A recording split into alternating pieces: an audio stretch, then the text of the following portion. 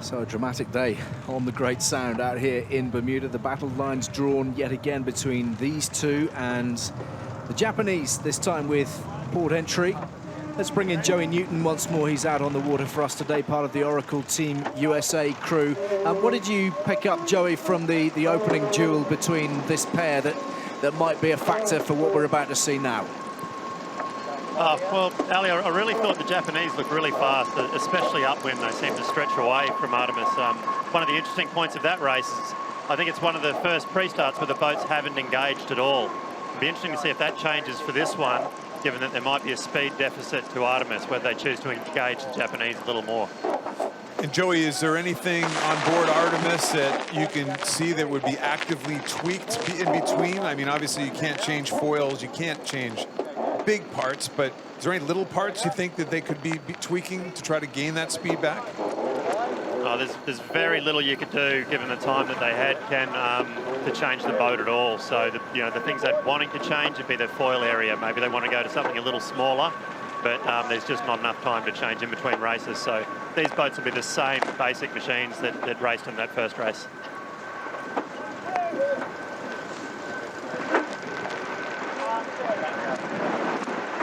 Race number 2 of the Louis Vuitton America's Cup Challenger semi-final between Dean Barker's SoftBank Team Japan and Nathan Aldridge's Swedes of Artemis Racing. And this extraordinary battle that is ongoing in the entry box. Ken, do we see aggressive tactics from either crew just yet?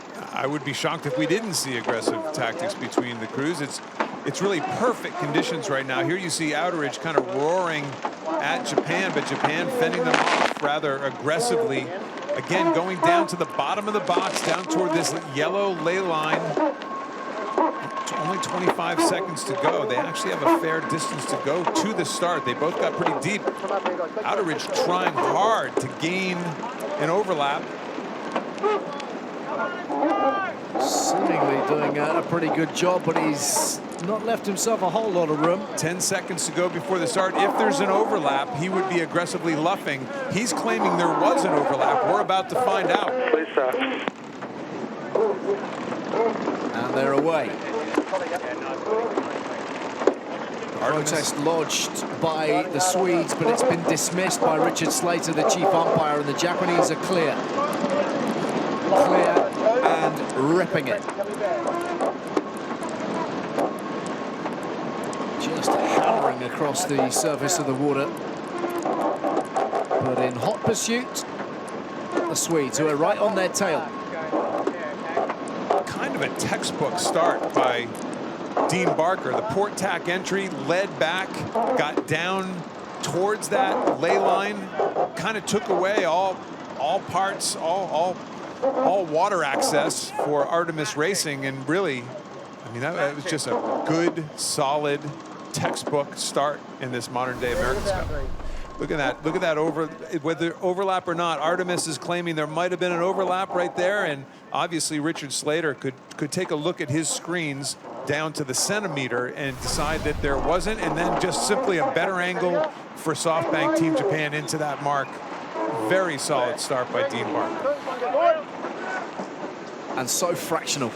Yeah, as ever, these decisions, aren't they? I mean, Nathan Aldridge should picked up really good pace to come in with that hook maneuver at the start, and just another, what, foot and a half, perhaps? Our sport has always been about a game of inches, especially the higher the professional level in any part of the sport of sailing, the closer, you know, the boat on boat, like we say, the hand-to-hand combat, and then you start doing it all at 30+ knots. So it certainly puts a whole new element of a whole new definition of what close really is, going 30+ knots. So the wind speed's really good today and perfect for foiling. What about the direction and the variability of the wind out there, Ken? What can you tell us? Yeah, very small wind shift, but on this first part of the leg, wind shifts really don't make a whole lot of difference because both boats essentially went to the boundary, jibed once, jibed twice going in. Now let's see if Artemis chooses to do that difficult maneuver at the bottom gate, that jibe, and round the other side and create the split.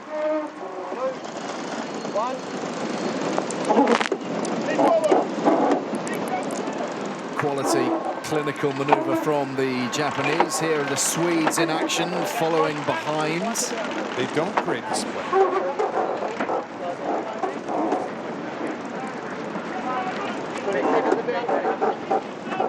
Setting up. Right. 3, 2, 1, go forward.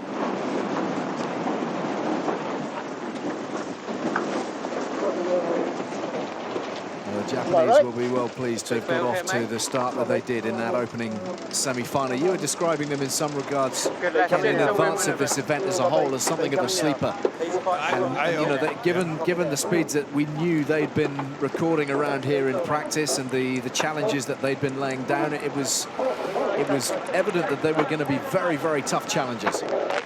Surprising, with only 3 wins in the double round robin series, and a platform that everybody really thought was pretty darn quick. They were ahead in many races. They were strong. They won 6 of their 9 starts, or sorry, 6 of their 10 starts. A drag race. This is a little litmus test again for Artemis. If they did make any tweaks, we'd probably pick them up right now, because this is where they certainly fell behind the Japanese in race number 1. Gonna hit him here? No, go the other side of him. Keep pushing fast, please. Copy, building. Chris Draper, I really like Chris Draper's tone of voice on board the boat. As a helmsman, you always want your tactician to be calm, cool, and collected, and that was, he put a please in there. 3, 2, 1, go forward. Well brought up. Politeness at all times, even when you're hurtling along the water at close to 40 knots. Quick here. Nice tack, boys. And it does seem to be a calm operation, the Japanese today. They better be, because Artemis is not going slow.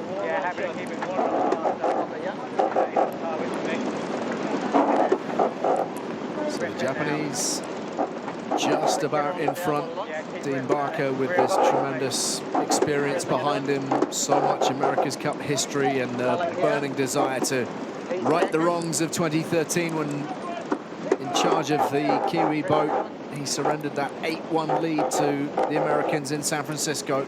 I think a little right-hand shift on this part of the race course right here actually allowed the Japanese to sail a little bit higher, maybe a little more wind pressure on the right-hand side, and certainly a little bit of a right-hand shift.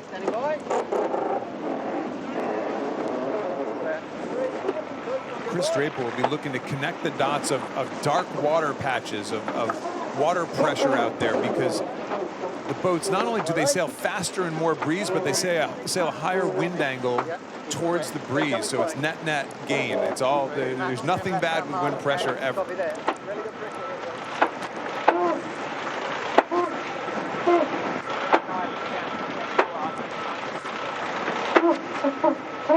See that wind pressure that they're in right now. You can actually see darker water up there in that area.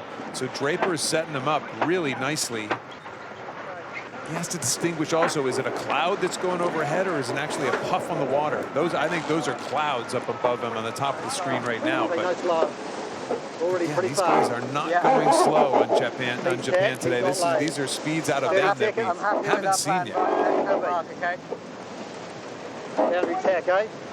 There's so much secrecy and subterfuge in the America's Cup. You just wonder if they've been holding back a few tricks. There we go. The conspiracy theorist is coming out in you. That's what the Cup does to you, I think. I keep hearing about these secrets. I want to unearth some of them. That's a fair point. You keep digging, son. They don't let them out. They don't let those secrets out very easily. Need a few more spies in the camps. Each of the teams, of course, have people monitoring very carefully what the other teams are up to. I imagine that continues all the way through the Cup itself. Certainly with the crews that have been out here in Bermuda for some time, they've all had chase boats following developments, binoculars out, cameras out, photographs taken. The key Oracle spy right now is Joey Newton on the water, because he works for us technically, I guess, today. But Joey, anything you see going on the race course right now that you can bring back to your your mates in the Oracle. And by the way, every team has had the opportunity to be in Joey's position out here. So this is not something that's exclusive to Oracle Team USA. We invite all teams to give us a reporter on the water. But is there anything out there you've seen today, Joey, that strikes a chord? Oh, look, Kenny, I mean, all the teams out here that have been racing have been sailing sort of better than I would have thought. Even BAR, when they got to that burst bottom mark, I actually thought they were in pretty good shape. A big surprise has been I expected Artemis to be a lot quicker than they were in this wind condition, and in the past they have been. So we're trying to figure out from our team's perspective what they've done to mold their boat differently. They've obviously molded their boat for less wind than this, and knowing what they have done is the key thing to understanding these boats and the changes that those guys have made. Very good point.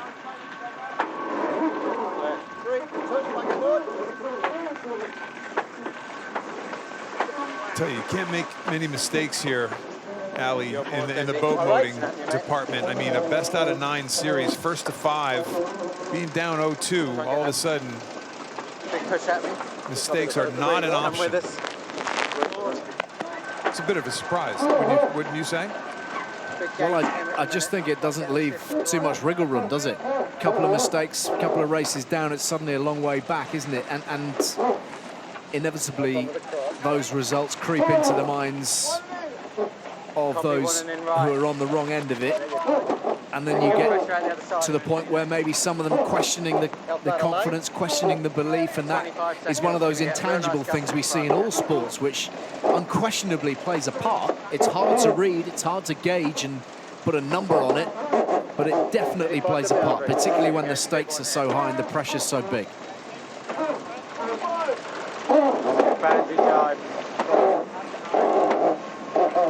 Both these teams with regulation grinding operations. No cyclores on board either of these two. Relying on arm power, shoulder power, and just extraordinary lung capacity. Another nice shift for the Japanese. Chris Draper is having, you know, he was hard on himself in a couple of those races in the other series, in the round robin series. He was very quick. Whoopsie. Look out for that rope there, Dean. That was Dean Barker. When your driver is doing somersaults in the middle of the trampoline, technically that's not a good sign. That's a mistake you do not want to make often. Look at that. Could that possibly be? Extraordinary. In that instance, I was chuckling only because it is a tricky thing to do, but everything went wrong as a result, didn't it? Looks like there's still, the shift is going back in their direction right at the last second, but all of a sudden that went from a large lead to a really tight one. So turning upwind for the last time in the race, and these two are neck and neck. Swedes riding high in the water.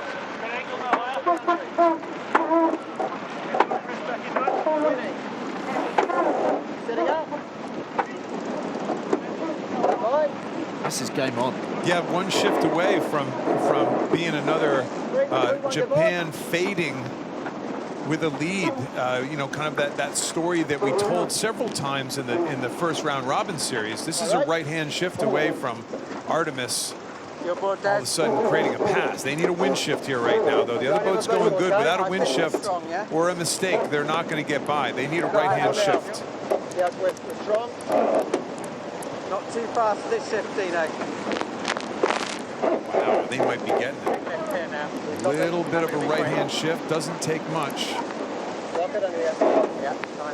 Well, they will know, won't they, that certainly here in Bermuda, there has been an issue with hanging on to the leads for the Japanese.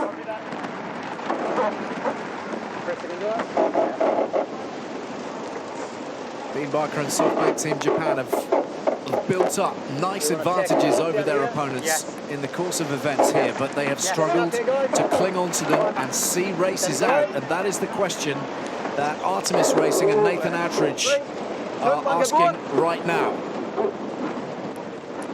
Can you do it? Can you see it through? Have you got the composure? Have you got the precision in your maneuvers? Certainly doing somersaults in the middle of attack, if you're the driver, is not precision in the middle of a maneuver. Artemis is coming on strong here right now. I think not only are they going okay, but it feels to me that they're a little more in phase with the wind shifts versus Japan. See that angle difference right now. That means that there's a little better wind pressure for the guy to lure. Look at that angle difference. The Japanese are kind of falling down into the Swedes right now, and the Swedes may have taken the lead.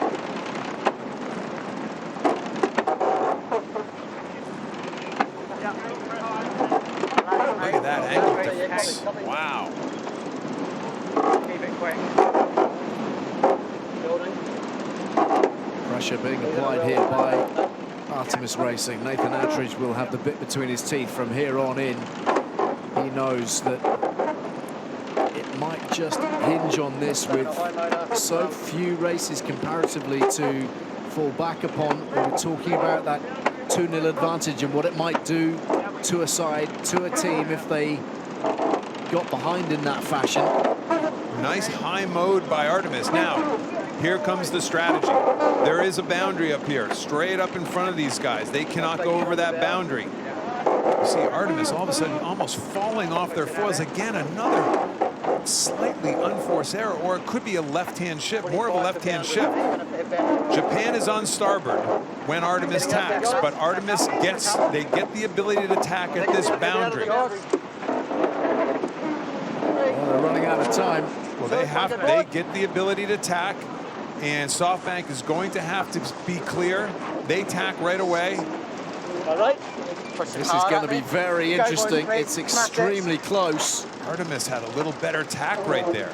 Wow, a much better tack. Look at the boat speeds coming out of that tack. Again, another bit of an unforced error. They were 4 or 5 knots faster coming out of that tack.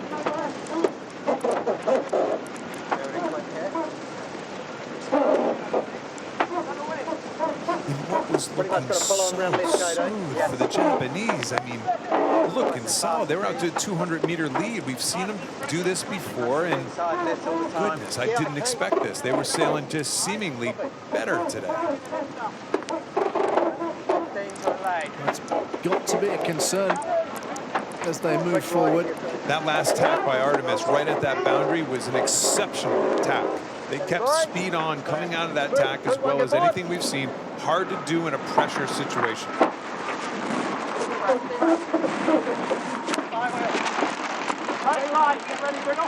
Tacking smack on top of, right in front of SoftBank Team Japan, using that wing wash to slow them down.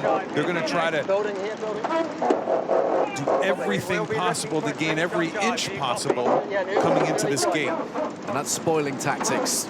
Look at the anemometer in the front of the boat barely turning. Isn't that interesting? Right up there, that's an anemometer in the front of the SoftBank boat. It was barely even spinning for some reason. So the Swedes already up to 37 knots of speed, and Japanese with it all to do from here. Hammered down. This is a boat speed contest now. This is a smooth boat speed contest right now.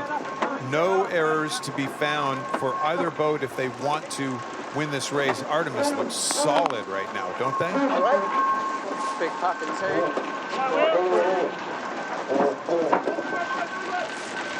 Go, boys.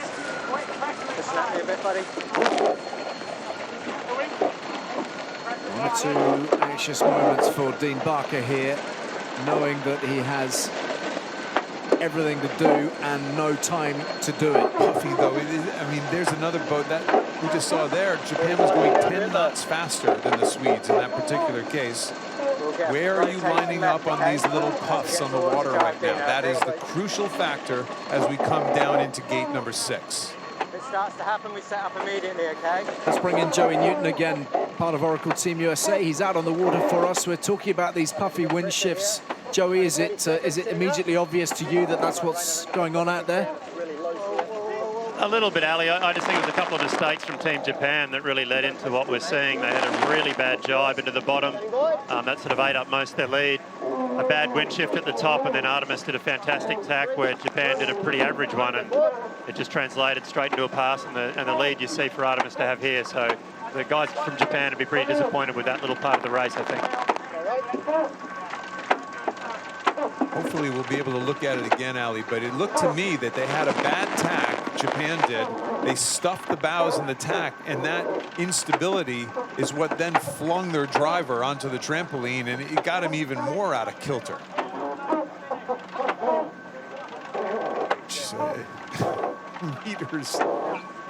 meters of a lead have turned into 300 meters in no time. I really thought we were going to start seeing fewer of these mistakes. The Japanese are going to be very frustrated with that mistake.